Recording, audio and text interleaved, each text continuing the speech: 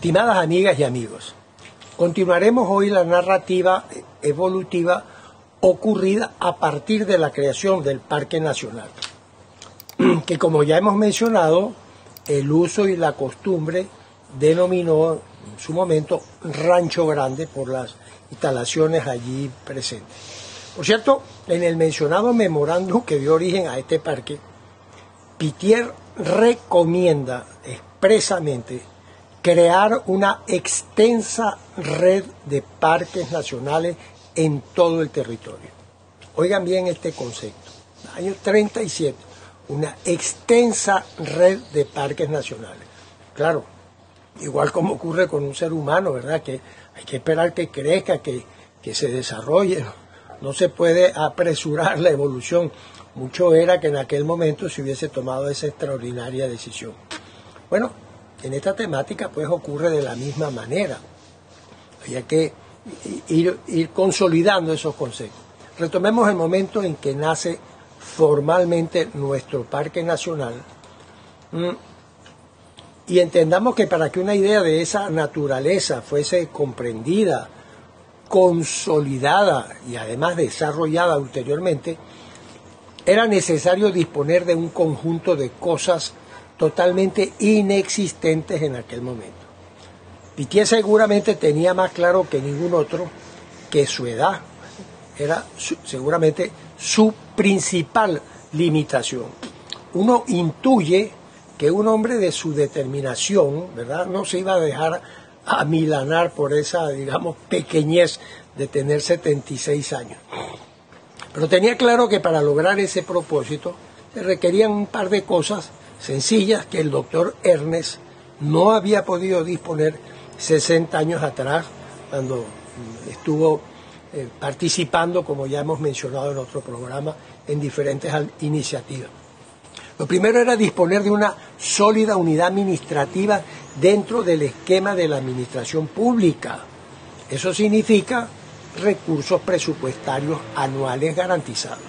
Y lo segundo era disponer del personal calificado y competente que garantizara la ejecución y continuidad de las iniciativas que serían necesario implementar al recibir inobjetablemente la luz verde que el presidente López Contreras le diera.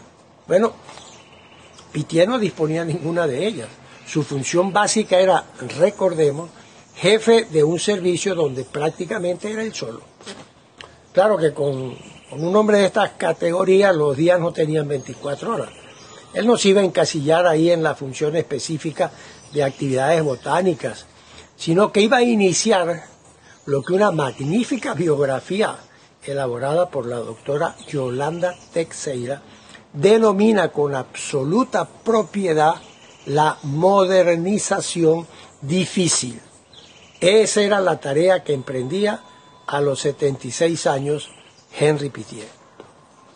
De modo que en abril de ese año 37, ya creado el parque, creado en un papel, por supuesto, en un decreto, yo me imagino que le deben haber dicho, doctor Pittier, tome, aquí tiene su parque, más nada.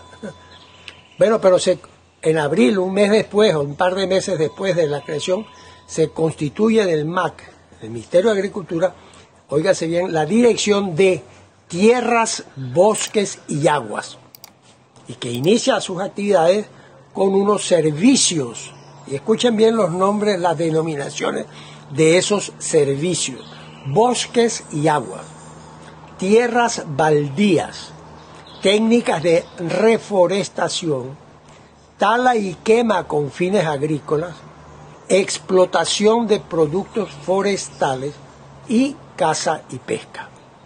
Bueno, para dirigir eso fue comisionado el doctor Miguel Parra Sanoja. Bueno, fíjense los nombres de las dependencias que he señalado. Eso no tenía precedentes en la historia de Venezuela. Ninguno. De modo que con esa dependencia creada allí en el abril del 37, se da inicio formal a la gestión ambiental en el capítulo de los recursos naturales renovables, que culminaría exactamente 40 años después, en abril del año 77, con la creación del Ministerio del Ambiente y de los Recursos naturales renovables. Vean el porqué del origen de los nombres en un momento dado. El Marne, como se le conoció entonces. El segundo elemento que Pittier no tenía, Pittier lo abordó como a él le gustaba, enseñando directamente sobre el terreno, con rigor académico. De modo que se creó en el ministerio la Escuela Superior de Agronomía y Zootecnia, que unos años después se convertirían en la Facultad de Ciencias Veterinarias y en 1945 en la Facultad de Agronomía, ambas adscritas a la Universidad Central de Venezuela. Vean la evolución, cómo fue ocurriendo. Allí se empezó a formar, en esos años, una constelación de hombres y mujeres que dejaron su huella tanto en la agricultura como en la gestión ambiental. Fíjense que la educación en estos temas, un tanto inéditos, se hacía en el propio ministerio. Eso se repitió simultáneamente en los despachos de Sanidad y en el Ministerio de Obras Públicas, como veremos en su momento dentro de algunos programas. Claro, es difícil mencionar a todos esos extraordinarios y competentes ciudadanos que allí se formaron. Muchos fueron ministros, directores de instituciones, etc. Pero quiero destacar por la trascendencia que tuvieron al doctor Francisco Tamayo y al doctor Tobías Láser, porque fueron alumnos y docentes simultáneamente. El doctor Láser era médico graduado en la Universidad Central de Venezuela, pero con una inclinación hacia la botánica. Igualmente el doctor Tamayo, quien mantenía una larga relación con Pittier desde los años 20. Tamayo ya era un hombre maduro en esos momentos.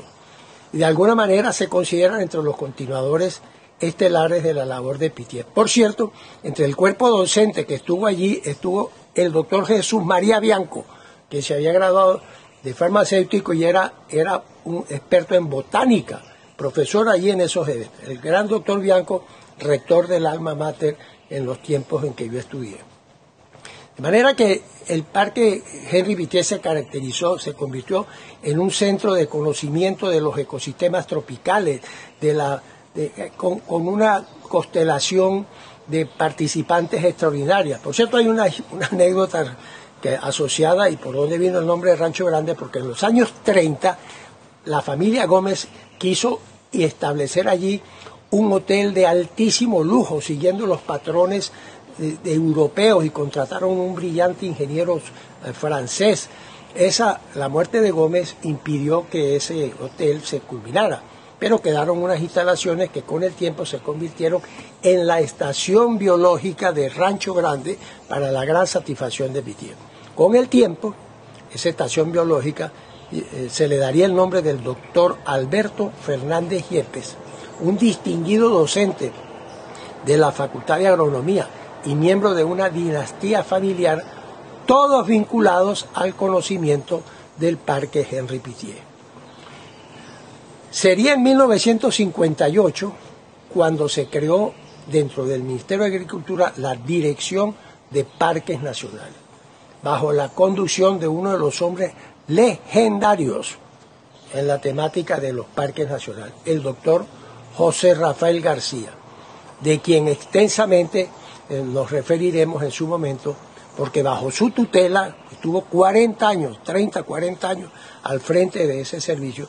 Se desarrolló el Sistema Nacional de Parques Nacionales que Henri Pittier había señalado en su ya tantas veces mencionado memorando. Ahí ven cómo evolucionó uno de los temas más importantes de nuestra historia ambiental. Seguiremos con otros temas adelante. Muchas gracias.